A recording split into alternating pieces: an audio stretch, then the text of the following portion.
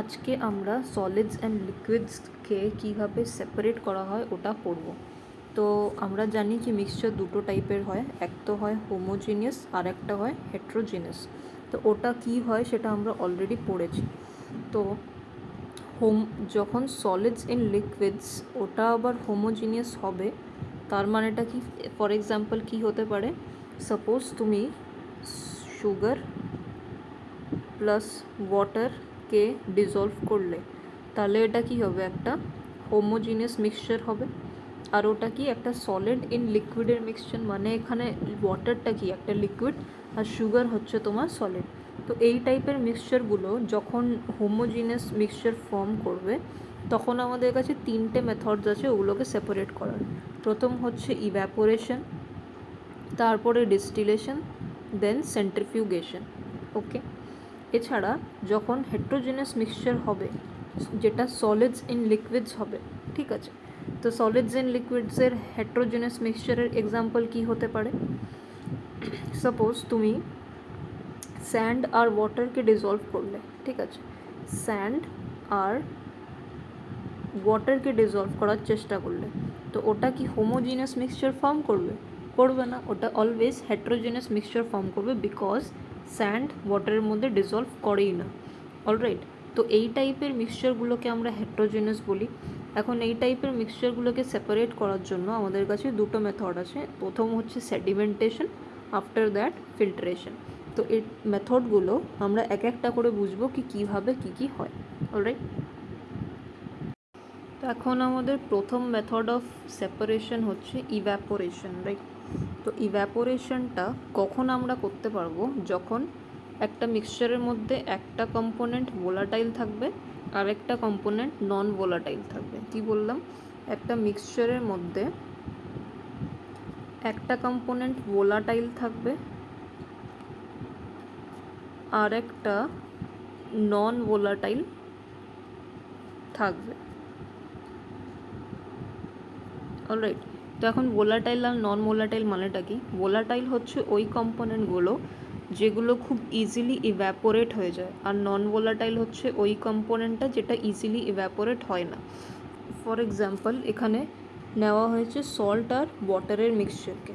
তো এই সল্ট আর ওয়াটারের মধ্যে থেকে কোনটা ইজিলি ইভ্যাপোরেট হয়ে যাবে যখন আমি এখান থেকে বানসন বার্নার দিয়ে ওকে হিট সাপ্লাই করব। বানসন বার্নার কিছুই না, একটা এমন একটা ইনস্ট্রুমেন্ট যেটা থেকে ফায়ার বেরোয়। অলরাইট, তো যখন আমি বানসন বার্নারটাকে জ্বালাবো, তখন সল্ট আর ওয়াটারের মিক্সচারটা এই টাম্বলারের মধ্যে আমার রাখা আছে। তো কোনটা আগে ইভ্যাপোরেট হয়ে যাবে ইজিলি? অবভিয়াসলি ওয়াটারটা ইভ্যাপোরেট হয়ে যাবে। যখন ওয়াটারটা কমপ্লিটলি ইভ্যাপোরেট হয়ে যাবে, তখন নিচে হচ্ছে খালি সল্টটা রয়ে যাবে। তো ভোলাটাইল কম্পোনেন্ট এখানে কি ছিল? ভোলাটাইল হচ্ছে আমাদের ওয়াটার ছিল, আর নন ভোলাটাইল সল্ট ছিল। তো যেটা ভোলাটাইল থাকবে সেটা ইভ্যাপোরেট হয়ে গেল, আর যেটা নন ভোলাটাইল ছিল ওটা এই টাম্বলারটার নিচেই রয়ে গেল। অলরাইট, তো এইভাবে আমরা ওয়াটার আর সল্টকে সেপারেট করতে পারি। তারপরে আমাদের সেকেন্ড মেথড হচ্ছে সেন্ট্রিফিউগেশন। সেন্ট্রিফিউগেশনের মধ্যে কি হয়, একটা মানে এরম টাইপের একটা, এই ফটোটা দেখে যে এটা আমরা বুঝতে পারছি এখানে কি আছে, এটার মধ্যে মিল্ক রাখা থাকে। অলরাইট, এই জিনিসটার মধ্যে মিল্ক রাখা থাকে। তারপরে কেউ একজন এটার মধ্যে একটা ডান্ডা ঢুকিয়ে এটাকে কনস্ট্যান্টলি এই দড়ি দিয়ে মানে ঘুরাতে থাকে। এখন এই দড়িটা যখনই এই লেডিটা টানবে, তখন কি হবে? এটা ঘুরবে, রাইট? এটা নিজে নিজে ঘুরবে। তো যখনই এটা ঘুরছে, তখন এই দুধটার ভেতরে মানে একটা রোটেশন হচ্ছে, ওটা গোল গোল দুধটাও ঘুরতে থাকবে। এখন এটা হওয়ার পরে কি হবে, কি যেটা ডেন্সার পার্টিকেল থাকবে ওটা কি হবে? সেপারেট হয়ে যাবে। মানে মিল্কের মধ্যে যে ক্রিমটা থাকে, ক্রিমটা যেটা থাকবে ওটা উপরে ফ্লোট হতে শুরু করবে। মানে এটার ভেতরে সিনটা হচ্ছে কীরকম হলো, আগে তো মিল্ক ছিল, তারপর এটাকে অনেকবার করে ঘুরানো হলো, তারপরে কি হলো, উপরে হচ্ছে মিল্কটা ফর্ম হতে শুরু করলো। তো এখানে প্রথমে ভেসে আসবে হচ্ছে ক্রিম, আর নিচে যেটা থেকে যাবে মিল্ক, যেই মিল্কটা খুব পাতলা থাকবে, বিকজ ওটার মধ্যে ক্রিম প্রেজেন্ট থাকবে না। ক্রিমটা যেহেতু উপরে ভেসে এসছে, তার জন্য এই নিচে যে মিল্কটা সেটেলড হয়ে গেল ওটার মধ্যে আর ওই থিকনেসটা থাকবে না, খুবই পাতলা পাতলা হয়ে যাবে ওটা। অলরাইট, তো এইভাবে বেসিক্যালি ক্রিমটাকে বানানো হয়। এখন ক্রিমটাকে আবার যদি আমরা খুব র্যাপিডলি রোটেট করি তখন ওটা থেকে আমরা বাটার পেতে পারি, ঠিক আছে। তো এই সিমিলার জিনিসটাই হয় হচ্ছে ওয়াশিং মেশিনের মধ্যে। ওয়াশিং মেশিনেও কি হয়, খুব সেপারেট হচ্ছে ওটা, মানে খুব রোটেট করছে, রাইট। রোটেট করাতে ওই যে সার্ফ যেটা আমরা দিয়েছি ওটার মধ্যে, যেটা আগেন কি ছিল, সলিড ছিল, তো সলিডটা লিকুইডের মধ্যে দিয়েছিলাম, এখন যখন ওটাকে কমপ্লিটলি আমি রোটেট করছি তখন যে ফোমটা উপরে ভেসে আসে। অলরাইট, তো এইভাবে আমরা যে সোপের যে ফোমটা ওটাকে ওয়াটারের থেকে সেপারেট করতে পারি। অলরাইট, এই পুরো প্রসেসটাকেই বলা হয় সেন্ট্রিফিউগেশন। তারপরে হচ্ছে ডিস্টিলেশন প্রসেস। অলরাইট, তো ডিস্টিলেশন প্রসেসটার জন্য এই ইকুইপমেন্টটা হওয়া আমাদের কাছে দরকার। তো আমাদের কাছে তো থাকবে না অবভিয়াসলি, ওটা ল্যাবরেটরিতে প্রেজেন্ট থাকে। তো ডিস্টিলেশন আমরা কখন করতে পারবো, যখন আগেন একটা ভোলাটাইল নন ভোলাটাইল সাবস্টেন্স ওটার মধ্যে প্রেজেন্ট থাকবে। তো সাপোজ এটার মধ্যে সল্ট আর ওয়াটারের সলিউশনটাকে আমাদের সেপারেট করার ইচ্ছা আছে। তো আগে কি করবে, এই ফ্লেমটাকে আগে অন করতে হবে। ফ্লেমটা অন করাতে কি হবে, এটার মধ্যে হিট সাপ্লাই হবে। এখন এই ডিস্টিলেশন ফ্লাস্ক, এটাকে ডিস্টিলেশন ফ্লাস্ক বলা হয়। তো এই ডিস্টিলেশন ফ্লাস্কটার মধ্যে আমরা কি রেখেছি, সল্ট আর ওয়াটার রেখেছি। ওকে, তো যখনই আমি হিট সাপ্লাই করলাম তো আগে কে ইভ্যাপোরেট হবে, আগে ওয়াটার ইভ্যাপোরেট হয়ে যাবে, আর সল্ট যেটা থাকবে ওটা তো নিচে রয়ে যাবে, রাইট। তো আগে ওয়াটারটা ইভ্যাপোরেট হয়ে এখানে উঠতে শুরু করবে। 100 ডিগ্রি সেলসিয়াস যখন হবে তখন ওটা ইভ্যাপোরেট হয়ে ওয়াটারটা গ্যাসিয়াস ফর্ম নিয়ে এখন উঠতে শুরু করবে। তারপরে ওয়াটারটা কোথায় যাবে, এই ডাইরেকশানে। এখন এই যে ব্লু কালার যেটা দেখতে পাচ্ছ এখানে, ওটার মধ্যে কি আছে, কোল্ড ওয়াটার আছে, ঠিক আছে। এই পুরো জিনিসটার মধ্যে কোল্ড ওয়াটার প্রেজেন্ট আছে। যখন এই ভেপারটা, মানে ওয়াটার ভেপারটা যেটা এখান থেকে বেরিয়েছে, যখন এই পাইপটা দিয়ে ঢুকবে, তারপরে এই সাইডের মধ্যে কি আছে, কোল্ড ওয়াটার আছে। আর যখন আমরা জানি কি একটা গ্যাসকে যখন কুল করা হয় তখন ওটা কি ফর্ম করে, ওটা লিকুইড স্টেটে চলে যায়। তো যখন এই ওয়াটারটা যেটা এখান থেকে গ্যাসিয়াস ফর্মে গেছিলো এখানে ঢুকবে, তখন ওই ওয়াটার ভেপারটা লিকুইড হয়ে যাবে, আর ওই লিকুইড হয়ে এই ফ্লাক্সটার মধ্যে ওটা কালেক্ট হবে। তো আলটিমেটলি আমরা কি করলাম, কি আমরা সল্টটাকে ওয়াটারের সাথে মানে সেপারেট করে নিলাম। আমরা ওয়াটারটা পুরোটা এখানে পেয়ে গেলাম, আর সল্ট তো হচ্ছে নন ভোলাটাইল, তো নন ভোলাটাইল সল্টটা এখানেই রয়ে যাবে, নিচে সেটেলড হয়ে রয়ে যাবে। অলরাইট, তারপরে হচ্ছে সেডিমেন্টেশন প্রসেস। তো সেডিমেন্টেশন খুবই ইজি প্রসেস, ওটার মধ্যে কিছুই করার দরকার পড়ে না, সবাই নিজে নিজে ঘরেই করতে পারে। তো এটার মধ্যে কি হয় কি, সাপোজ তুমি স্যান্ড আর ওয়াটারের কিছু একটা সলিউশন এখানে বানালে, তো আমরা তো জানি কি স্যান্ড হচ্ছে ওয়াটারের মধ্যে ডিজলভ হয় না। কিছু সময়ের জন্য, কিছু টাইমের জন্য তুমি ওটাকে বিনা ডিস্টার্ব কিয়ে ওটাকে এরকমই রেখে দেবে। তারপরে কি হবে, যে স্যান্ডটা এটার মধ্যে আমরা আগে দেখছিলাম কি ভাসছিল, ওটা কি হবে, এখন নিচে সেটেল ডাউন হয়ে যাবে। ওকে, এখন সেটেল ডাউন হয়ে যাওয়ার পরে এই যে ক্লিয়ার ওয়াটারটা তুমি এটাকে কাত করে আর একটা গ্লাসের মধ্যে ফেলে দিতে পারো। তো এই যে ক্লিয়ার লিকুইডটাকে তুমি আরেকটা সেপারেট গ্লাসে ফেলে দিচ্ছ, ওই প্রসেসটাকে বলা হয় ডিক্যান্টেশন। আর সেডিমেন্টেশন কোনটাকে বলা হয়, যখন এই স্যান্ডটা নিচে সেটেল হয়ে যাচ্ছে ওই প্রসেসটাকে বলা হয় সেডিমেন্টেশন। আর যখন উপরে যে ক্লিয়ার ওয়াটারটাকে তুমি অন্য একটা গ্লাসের মধ্যে ট্রান্সফার করে দিচ্ছ, ওই প্রসেসটাকে বলা হবে সেডিমেন্টেশন, ডিক্যান্টেশন। ওকে, তারপরের মেথডটা হচ্ছে ফিল্ট্রেশনের। তো filtration is very easy, I would say. এটার মধ্যে কি করতে হয় কি, একটা ফানেল নিতে হবে, ফানেলের মধ্যে ফিল্টার পেপারটাকে র্যাপ করে দিতে হবে। তো এখানে যে পিঙ্ক কালারের পেপারটা দেখতে পাচ্ছ ওটা হচ্ছে ফিল্টার পেপার। তো তারপরে কি করতে হবে, যে সলিড লিকুইড সলিউশন তুমি বানিয়েছো আর যেটা ডিজলভ হয় না, ওই সলিড লিকুইড সলিউশনটাকে এই ফানেলটার মধ্যে তোমাকে মানে পোর করতে হবে, ফেলতে হবে। তারপরে কি হবে, কি এই ফিল্টার পেপারটার থেকে যেটা পাস করবে ওটা হচ্ছে তোমার ক্লিয়ার ওয়াটার, যেটা থাকবে ওটাই পাস করে যাবে। আর যেটা তোমার ডিজলভ হচ্ছে না ওয়াটারে, সাপোজ তুমি স্যান্ড আর ওয়াটারের সলিউশন একটা বানিয়েছো, তো যে স্যান্ডটা থাকবে ওটা ফিল্টার পেপারের মধ্যে আটকে যাবে। তো এইভাবে ফিল্টারেশনের দ্বারা আমরা স্যান্ড আর ওয়াটারকে সেপারেট করতে পারবো। অলরাইট, তো এখন অবধি আমরা জেনে নিয়েছি কি সলিড আর লিকুইডকে কিভাবে সেপারেট করা যেতে পারে। এখন এই টপিকটাতে আমরা জানবো কি লিকুইড আর লিকুইডকে কিভাবে সেপারেট করা যেতে পারে। অ্যাগেন, লিকুইড আর লিকুইডের যখন তুমি মিক্সচার একটা বানাবে তখন ওটার মধ্যেও হোমোজিনিয়াস আর হেট্রোজিনিয়াস মিক্সচার্স ফর্ম হতে পারে।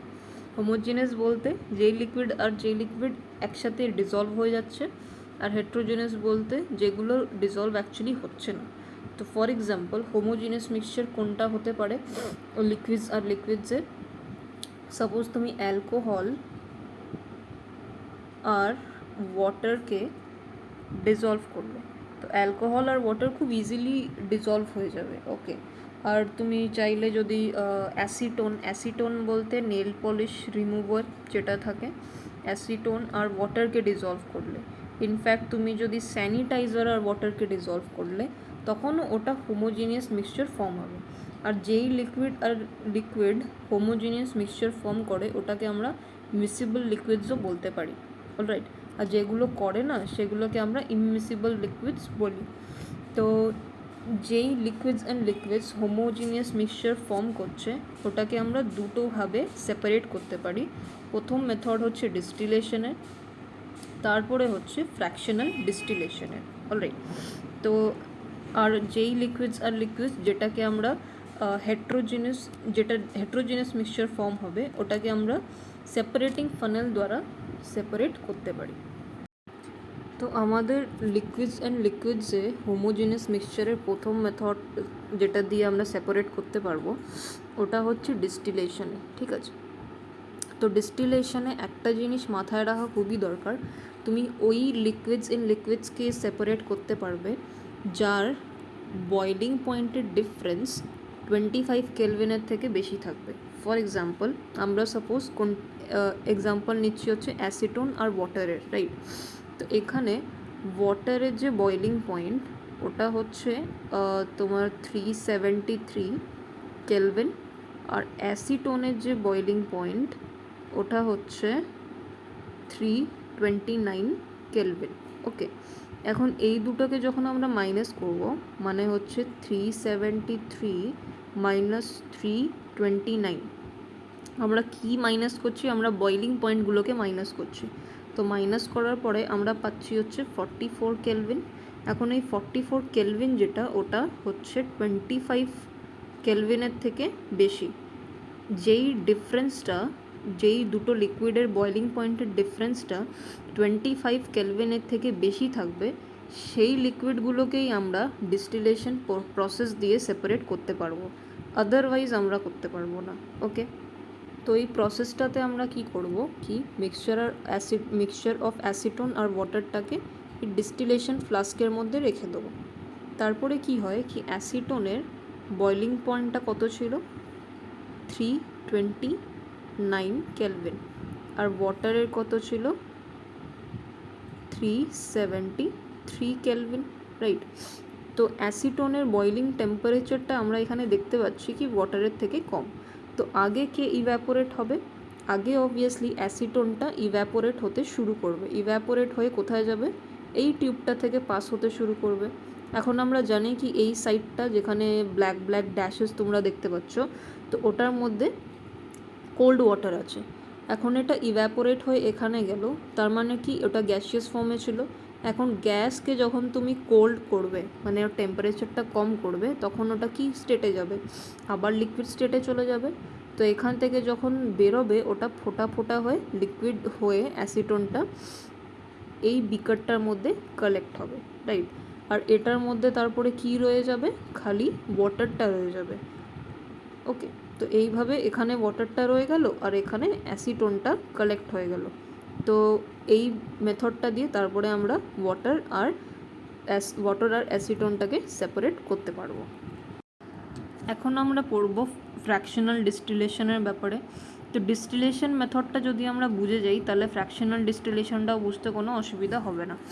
তো ডিস্টিলেশন মেথডটাতে আমরা পড়েছিলাম কি ওই দুটো লিকুইডসকে আমরা সেপারেট করতে পারবো যেটার বয়লিং পয়েন্টের ডিফারেন্সটা 25 কেলভিনের থেকে বেশি থাকবে।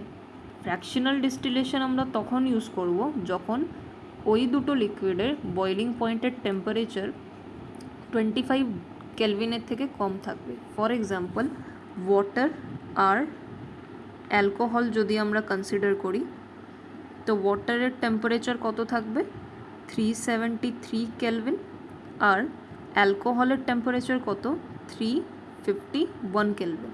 তো এটাকে যখন আমরা মাইনাস করছি তখন আমরা পাচ্ছি তখন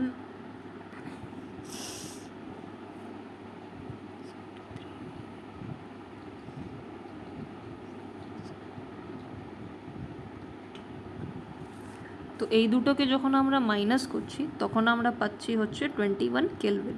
আর এই 21 কেলভিনটা আমরা দেখেই বুঝতে পারছি 25 কেলভিনের থেকে কম আছে। তো যখনই 25 কেলভিনের থেকে কম থাকবে বয়লিং পয়েন্টটা তখন আমরা ফ্র্যাকশনাল ডিস্টিলেশন দিয়ে ওই জিনিসটাকে সেপারেট করতে পারবো। অলরাইট, তো এটার মধ্যে হবেটা কি, আমরা ওয়াটার আর অ্যালকোহলটাকে এই ডিস্টিলেশন ফ্লাস্কের মধ্যে রেখে দেবো।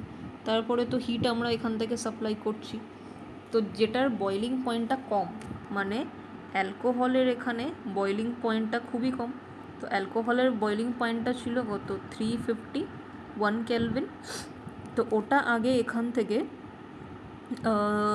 ভেপার হয়ে এখান থেকে বেরোতে শুরু করবে। অলরাইট, তারপরে এই ফ্র্যাকশনাল ডিস্টিলেশনের ডিফারেন্সটাই হচ্ছে এখানে কি এখানে একটা ফ্র্যাকশনেটিং কলাম প্রেজেন্ট থাকে, যেটা ডিস্টিলেশন প্রসেসে এই ফ্র্যাকশনেটিং কলামটা এখানে প্রেজেন্ট ছিল না, বাট ফ্র্যাকশনাল ডিস্টিলেশনে ফ্র্যাকশনেটিং কলামটা প্রেজেন্ট থাকে। অলরাইট, তো যখন অ্যালকোহলটা তারপরে এখান থেকে পাস হতে শুরু করলো, তারপরে এখান থেকে গিয়ে এখানে তো কোল্ড ওয়াটার সাপ্লাই হচ্ছেই, তো ওই ভেপারটা যেটা অ্যালকোহলের ভেপার ছিল ওটা আস্তে আস্তে লিকুইড স্টেটে কনভার্ট হয়ে এখানে গিয়ে কালেক্ট হয়ে যাবে, আর এখানে খালি কী রয়ে যাবে, ওয়াটারটা রয়ে যাবে।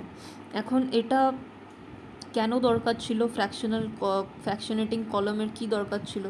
কারণ কি যতক্ষণ মানে অ্যালকোহলটা ইভ্যাপোরেট শুরু হতে এখানে পৌঁছে যেত, যদি এই ফ্র্যাকশনেটিং কলামটা এখানে প্রেজেন্ট না থাকতো তাহলে কি হতো, এই অ্যালকোহলটা এখানে যখন পৌঁছে যাচ্ছে ওয়াটারটাও পেছনে পেছনে এটার খুবই কাছে পৌঁছে যেত। তো এইভাবে কি হতো কি এই পুরো সলিউশনটাই ইভ্যাপোরেট হয়ে ডাইরেক্ট এখানে কনভার্ট হয়ে যেত, মানে এখানে কালেক্ট হতো। তো সেটাকে আটকানোর জন্য, মানে ওয়াটারটাকে আটকানোর জন্য এখানে এই ফ্র্যাকশনেটিং কলামটা দেওয়া হয়েছে। তো ওয়াটারটা কি হবে কি এখানেই আটকে যাবে, আর এই অ্যালকোহলটা ততক্ষণ এখানে গিয়ে কালেক্ট হয়ে যাবে। অলরাইট, তারপরে হচ্ছে লিকুইডস যেটা হেটেরোজেনাস মিক্সচার্স হয় ওটাকে আমরা কিভাবে সেপারেট করব। তো ওটাকে সেপারেট করার জন্য সেপারেটিং ফানেলের দরকার। তো যেই লিকুইডস মানে একসাথে মিশে যায় না, ফর এক্সাম্পল এখানে কেরোসিন আছে আর এখানে ওয়াটার আছে। তো we know kerosene and water do not dissolve. Okay, তো হয়টা কি যখন আমরা এটাকে ডিজলভ করার চেষ্টা করি, যে অয়েলটা থাকে ওটা উপরে রয়ে যায় আর ওয়াটারটা নিচে সেটেল ডাউন হয়ে থাকে। রাইট, তো তারপরে কি হবে কি এই এখানে একটা স্টপ ক্লক থাকবে। স্টপ ক্লকটাকে যখন আমি খুলে দেবো তখন ওয়াটারটা আস্তে আস্তে এখান থেকে ফোঁটা ফোঁটা হয়ে বেরিয়ে যাবে। তারপরে এই পুরো ওয়াটারটা যখন আমার বেরিয়ে যাবে তখন এই স্টপ ক্লকটাকে আমি আবার ঘুরিয়ে দিয়ে বন্ধ করে দেবো।